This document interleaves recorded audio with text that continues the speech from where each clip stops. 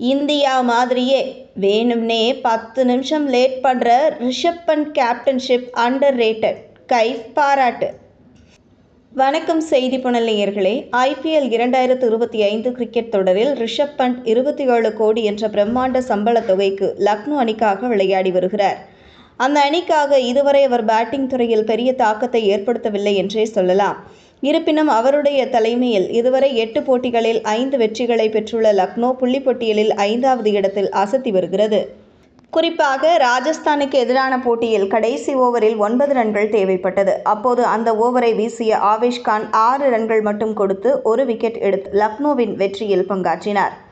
அந்த ஓவரை ஆவேஷ் கான் மற்றும் லக்னோ அணியினர் மிகவும் நேரம் எடுத்து மிகவும் மெதுவாக வீசினார்கள்.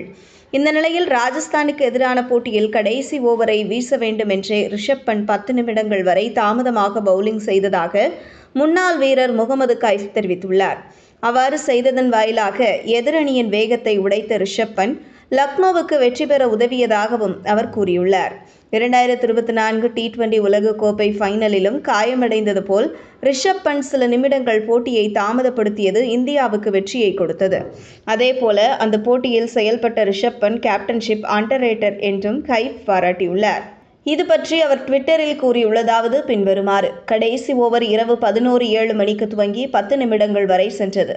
அங்கே வேண்டுமென்றே நேரத்தை தாமதப்படுத்திய தந்திரோபாயங்கள் நடந்தது. ரிஷப் பண்ட் தனக்கான நேரத்தை எடுத்துக்கொண்டு பந்தை மாற்றி ஆவேஷ் கான் ஓடி வந்த போது பாதியிலேயே நிறுத்தி வேண்டுமென்றே எதிரணி பேட்ஸ்மேனை களத்தில் காத்திருக்க வைத்தார். இது முதல் முறையாக நடைபெறவில்லை. 2024 T20 உலகக்கோப்பை ஃபைனலில் கடைசி 30 பந்தில் 30 ரன்கள் தேவைப்பட்ட போது மில்லர், கிளாசன் ஆகியோர் களத்தில் இருந்தனர். அப்போது ரிஷப் பண்ட் தான் களத்தில் காயமடைந்ததாக விழுந்து மருத்துவர்களை வரவைத்தார் என்று ரிஷப் பண்ட் கேப்டன்ஷிப் அதிகம் அண்டர் ரேட்டட் என்ற தலைப்புடன் பதிவிட்டு பேசியுள்ளார். இதுபோன்ற செய்திகளை தெரிந்து கொள்ள செய்தி புனலுடன் இணைந்திருங்கள்.